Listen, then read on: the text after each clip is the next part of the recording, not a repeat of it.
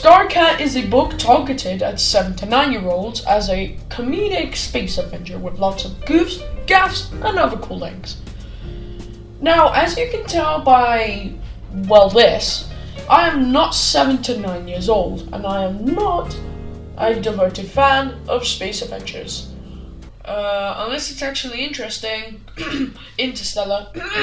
So clearly I am not the target demographic to this book, but even still, this book is quite a good one.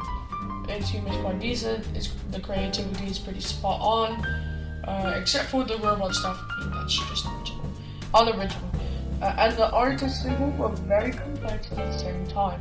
Just lots of generally cool things can be seen in this book, and I'll cover most of those things in this review. However, that does also mean I will put spoilers in some chunks of the video, so I will pretty much spoil the main parts of the plot, so if you want to read the book soon, don't watch the spoilers.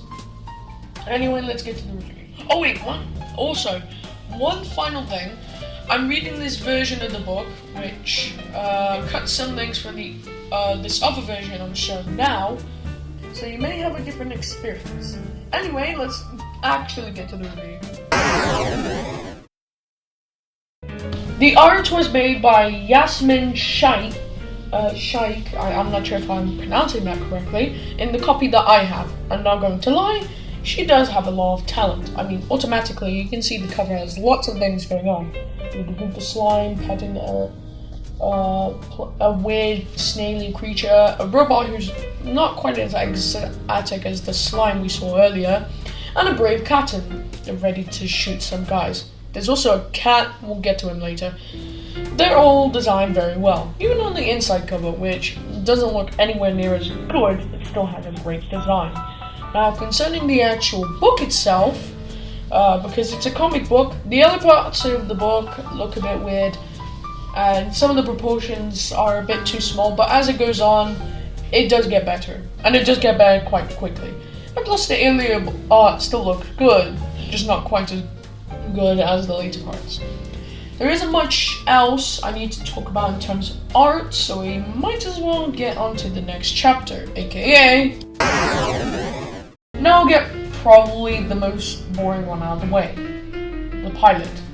Just read this page and you'll probably see his entire character. Not getting it? The cat speaks Caesar's cipher, which, in case you're asking, particularly in the forwards direction, I actually decoded some of them, so here's my terrible voice acting to show all of the dialogue from him. I like eggs to be scrambled. A little runny with haddock radishes. Tasty. Thursday 2. Battenbird. Peanut butter. Always recycle. Raspberries. Rubber bands. Pancakes. Anyway, after that out of the way, let's get to the next least important character, Robot 1. Yes, that's the name of the robot. I hate it. In short, Robot 1 is just a smart, narcissistic, and sometimes weird part of the group. Personally, in terms of creativity, this character is the worst, because it's literally every robot stereotype you can think of in the book. Like, just why, James? You could have gone for something. And the same problem continues for basically every robot in the book. Plix, the second most important character in the book, she is practically the comic relief of the book. And to be honest, I don't think I laughed at much of the jokes from her. I get it would probably be funny for a 7-year-old for Plix to say this, for example, this joke. But for me, I personally think she's just really funny. I'm not gonna stall on this one too much, so I'll just get to the next one, which is Captain Spacington, who's, in my opinion, probably the funniest in the book. Now, just because he's the funniest of the crew doesn't mean he's that funny.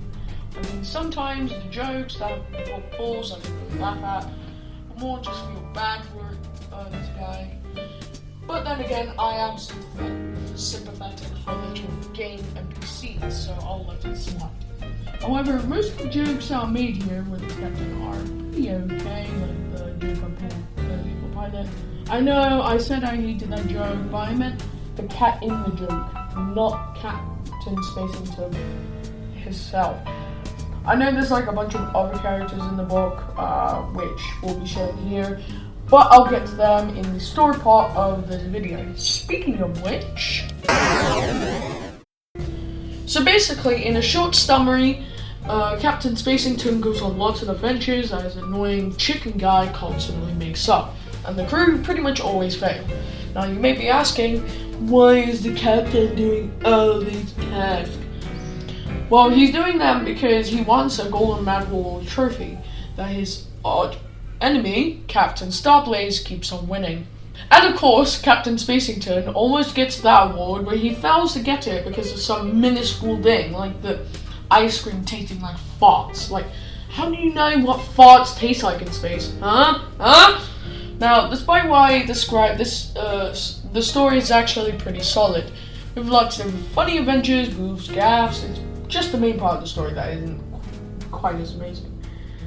Like, for example, in one mission, they had to basically protect all of the remaining nubs. And then one of them dies. And then another one dies. And then another one dies. Then another one, you get the point. It's just super funny in the fact that they just die over and over again. I don't know what to say, it's just really funny. Also, generally, a lot of the adventures are very cool. I'm not going to spoil all of them because, to be honest, the adventures are pretty fun, and you know what, just read the book, it's quite good. I would definitely recommend it to anyone, and personally, I would just go for the adventures. Like, just read the adventures, because to be honest, that's about as part of the book. I know I already said most of my opinions in the previous sections, but I just want to summarize my points and say a basic summary of what I think. And also just point out some other things that don't need to be covered in other sections. So, anyway, as I said earlier, I think the creativity is spot on, and I think this shines best in the missions themselves. Like, for example, in one of the missions, the crew has to defeat the Robo-Drac, or I think he's called the Mecha-Drac.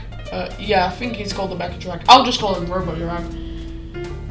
Who they come across on a pizza island. Apparently, the Robo-Drac is aiming towards the blood planet, where each of them is just referred to as blood types like O+ or B+. See, just from what I described there, you can tell the amount of creativity this book has. And this is just one mission, not the whole book. As well, another thing I forgot to mention is the comedy, which while I wouldn't consider amazing compared to the modern, ridiculous, crap Gen Z humor that we've all grown through, it's actually quite funny in the book, for a book like this. If we get back to the part with Robo-Drac, the crew plan, the strategy to make Drac eat the giraffe, however, then they pull the curtain which reveals the sun shining down at them and burning the Drac, and then the sun just leaves, replacing it with the moon. That's probably one of the better jokes in the book, but there are still lots of equally good jokes in the book as well. Also, major spoilers here. Leave them in 5 seconds or else I'll spoil you. If you're still here, then I'll just mention how the villain wins for once. It's weird, but somehow something as simple as disarming a bomb somehow makes him the best captain. Okay, I think that's mostly what I had to say about the book. Overall, good score, I'd say, for this book is a 7 out of 10. At least for its audience, though. In terms of my actual score, it'd be more like a 6. But I'll forgive the author because he wasn't targeting the story towards me. Anyway, thanks for watching, subscribe to this channel, and I'll see you sooner or later. Bye!